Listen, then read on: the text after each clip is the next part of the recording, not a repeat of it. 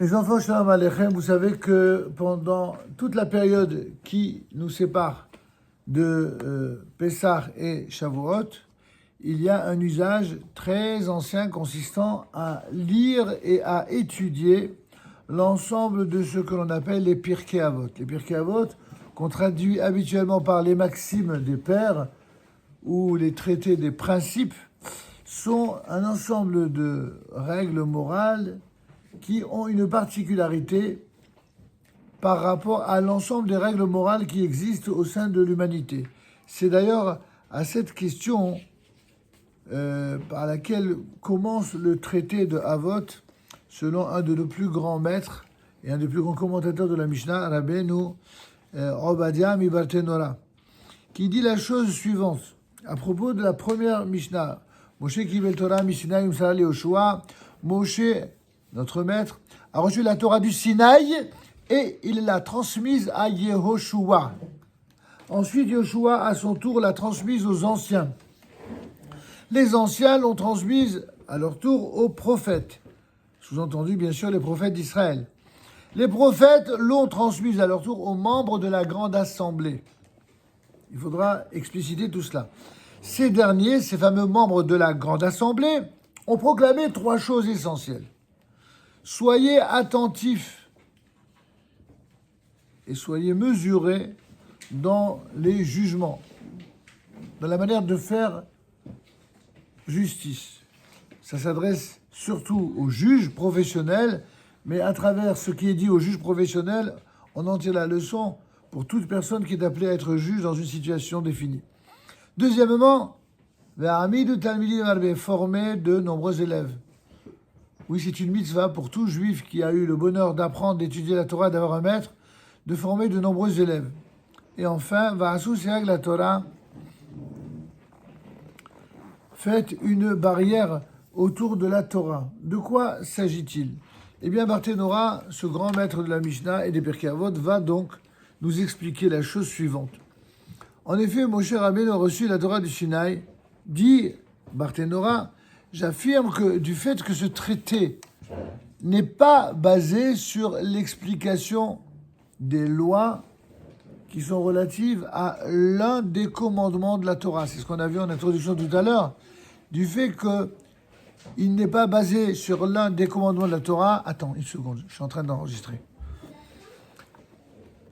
Comme c'est le cas pour les autres traités, veuillez fermer la porte, s'il vous plaît. Mais qu'il est tout entier dédié au moussar, à la bonne moralité, ainsi qu'aux traits de caractère, les midot, nous dit Barthénora, c'est-à-dire les qualités et les traits de caractère qu'un juif doit avoir pour servir Hachem comme il convient.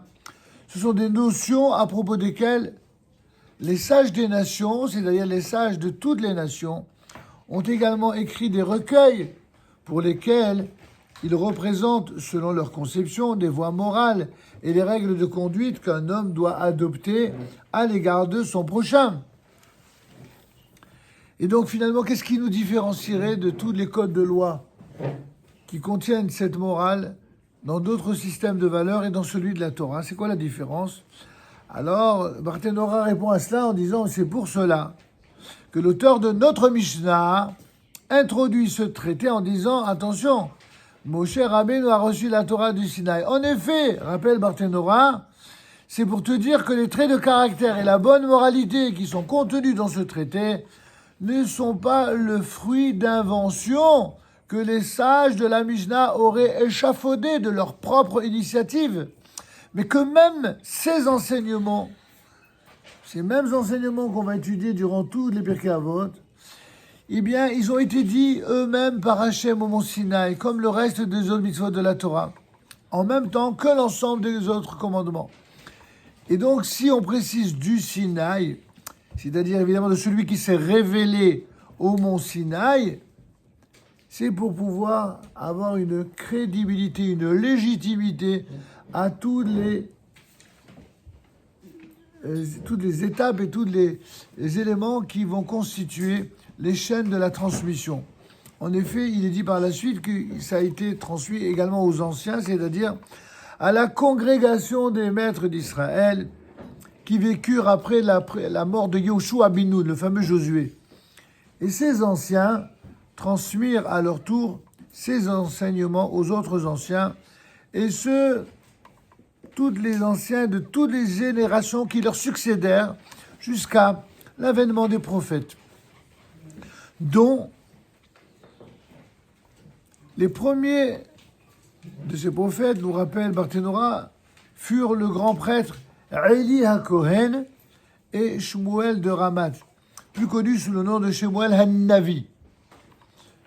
Enfin, la Mishnah termine en disant que cette Torah a été transmise aux membres de la grande assemblée Anshe Kenes Gedola. Mais de qui était cette assemblée?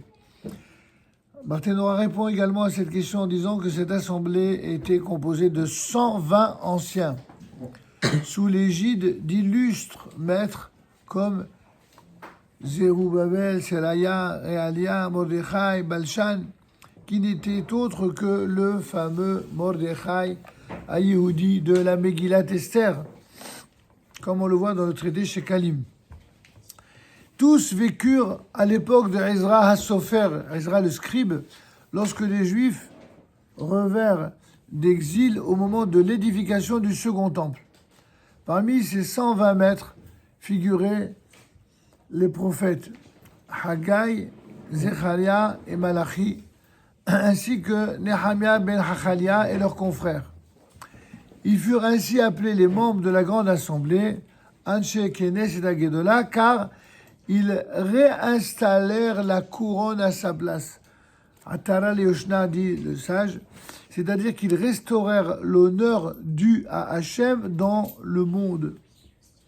En effet, comme l'explique le Talmud Yoma 69b, tandis que Moshe Rabbeinu loua Hachem en disant « Le Dieu qui est grand, qui est puissant et qui est source de prodiges, Ha'el, Haggadol, Hagibor, Vandora », lorsque vers Yirmeya, le prophète, à la fin de l'époque du premier temple, et Daniel, lors de l'exil babylonien qui suivit, ils ne l'implorèrent plus en invoquant l'attribut seulement puissant, Hagibor, ou l'attribut source de prodiges, Vehanora, parce qu'ils ont argué, mais où sont les manifestations de sa puissance?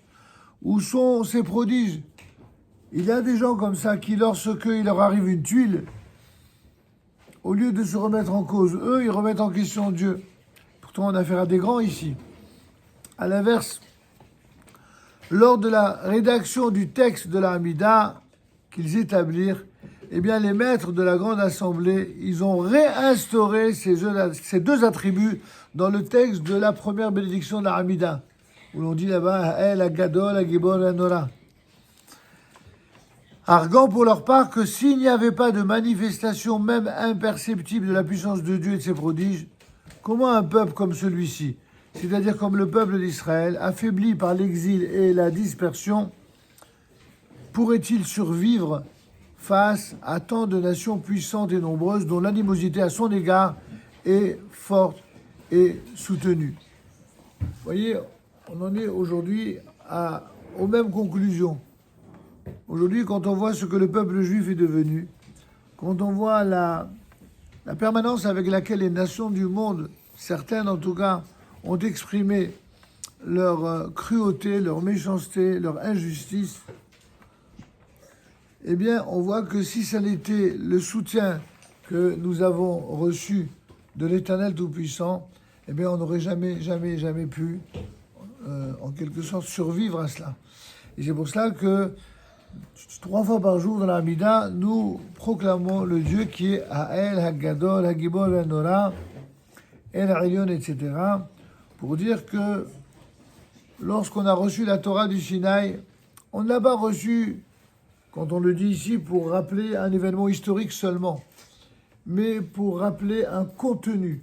Le plus important de la Torah, c'est pas de s'en servir, ni pour briller intellectuellement, ni pour l'utiliser, l'instrumentaliser idéologiquement. La Torah, c'est d'abord et avant tout l'expression de la volonté divine, mais aussi le moyen pour nous d'être à la hauteur de la mission pour laquelle Dieu nous a choisis dans ce monde. Tikkun HaMitzvot.